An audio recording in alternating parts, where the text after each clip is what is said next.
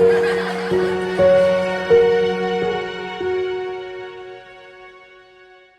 everyone, welcome back to our channel. It's me, Eric, one of the education specialists for Easton Bank's Learning and Life Center, and we are back for another video, as you can tell. Before we even get into today's video, I would like to thank our latest subscriber for joining our channel and being a part of this journey in the gardens. Make sure to subscribe, comment, share, and like this video, and don't forget to click the bell in the right or left corner of your screen to be notified of when we drop new videos, which is every single week. In today's video, we will be doing a few different things. So this week we didn't have a garden session because we've been really busy behind the scenes, so we weren't able to have a garden session this week. However, I did make time to stop by the garden and get some things done. So we needed to harvest a few plants, and we also needed to get our first group of tomatoes in the soil. These tomatoes had been growing by the students.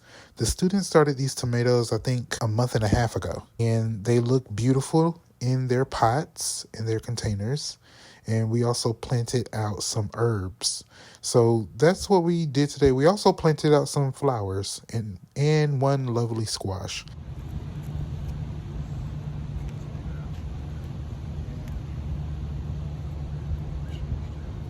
Like I said in the beginning of today's video, I visited the school garden today to get a few tasks done in preparation for next week's garden session.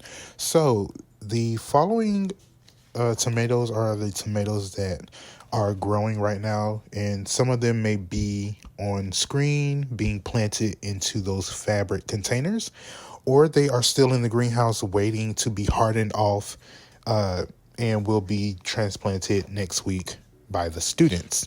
Those tomatoes are San Marzano tomatoes, orange jazz tomatoes, and I'm just looking at my notes right now, sweetie tomatoes. I think those are these, they're separate from the Sweet 100 tomatoes, which are a cherry tomato, and we have those as well. Mortgage Lifter tomatoes, Amana tomatoes, and the Rio Grande tomatoes. Those are all of the tomatoes that we currently have growing right now, and I cannot wait to see all of the different colors and shapes. We also have yellow pear tomatoes. I did not put that on the list. I need to do that. So hopefully I can remind myself. In these fabric containers, we also have snap peas growing. One of the containers we have potatoes. I thought we put potatoes in two of the containers, but I haven't seen more than one container have potatoes. So maybe they'll pop up later. Not sure. But we also have Chinese cabbage, and I'm thinking of putting some flowers in this area specifically for the tomatoes and for preventing, certain pests. I want to put some marigolds over here and also put some basil and maybe a few chives that we have. So we may have the students do some of that on Wednesday as well. The other plants that the students will be transplanting out into the garden are peppers and our cucumbers and squash and other herbs. So other herbs that we have growing right now are cilantro and dill and blue spice basil. These containers had some perennials in them. A few of them died, but as you can see, a few did make it. And so we're going to leave them in this container since they like it here. But we did put a squash, and forgive me, I don't remember the actual name of the squash that is being transplanted. But once the fruit starts to grow, I'm sure I'll be able to identify it. But we have a squash, and I am also putting in some marigolds in here, as well as white dwarf cosmos and envy zinnias. So we do have yellow and white flowers in the garden thanks to the cabbages that have gone to seed and the chamomile that we have. But I wanted to add some more color to the garden. So we're going to have this beautiful, whimsical white cosmo We're also going to have the beautiful Envy zinnia, which has a very bright green, lime green color to it. And we also have I think it's a French marigold. Marigold has orange, yellow, and a deep reddish colored petal to it. So adding more color to the garden will be not only beneficial for the beneficial insects that will come because of it as a result, but also for the students. Hey guys, make sure to check out our merch storefront by going to our website, eblcinc.com, where you can find so much merch like mugs, jackets, and hats that support our programming. Now let's get back into today's video. We also have to make space in 2 of our raised beds that the students will be filling out next week with the soil. We have to make space for peppers, more peppers, because we have so many peppers, more squash, cucumbers, and beans. We cannot forget the beans, and also more flowers, because in the greenhouse we have straw flower, bee balm, coreopsis, craspedia, alyssum, and more chamomile. So we have so many more flowers. And I was telling my friend this past weekend that I've been really on a kick with growing flowers and getting more into the different flowers that can be grown in Georgia as perennials. And we also have dahlias, and it's called a vix rub plant, and it's just like, flowers are so cool to grow in your garden.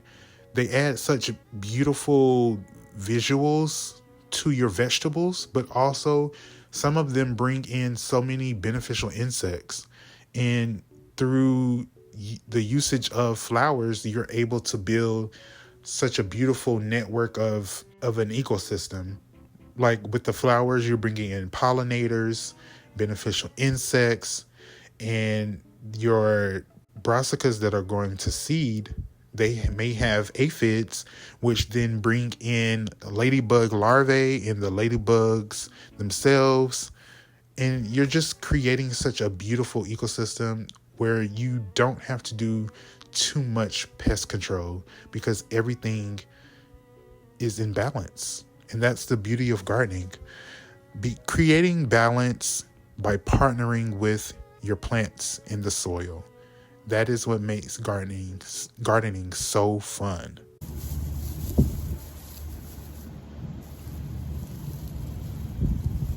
And last but not least, we are adding in some sunflowers. Now, this area, I don't know if I've shown it on screen, but this area that's covered in mulch is so much bigger than just this trench that I'm digging. We may inevitably add more sunflowers to this area and have like a sunflower patch. I think that would be very, very nice for this school garden. So hopefully these sunflowers, these mammoth sunflowers, actually germinate by next week. I don't think it should take that long, but you never know. But I'm hoping that they don't take too long to germinate. Everything is coming together very, very nicely. Next week, we will take you guys, we'll bring you in the garden to show you how we're going to be putting the other tomatoes, peppers, cucumbers, squash, and beans in the raised beds behind me. But make sure to subscribe and stay tuned for that. We have to make sure that we also do some research on how to either build or purchase some some shade cloth, because as you can see, the sun is very bright, and in the coming months I don't think the plants will be able to take all of that sun. So we're gonna try to get like a 30% shade cloth and see if we can either purchase, like I said, purchase some type of structure to hold that shade cloth, or we'll have to build it ourselves. But we'll figure it out, and we'll take you guys along for the journey. You can find us on Facebook and Instagram at EBLLCINC, and TikTok Project Grape.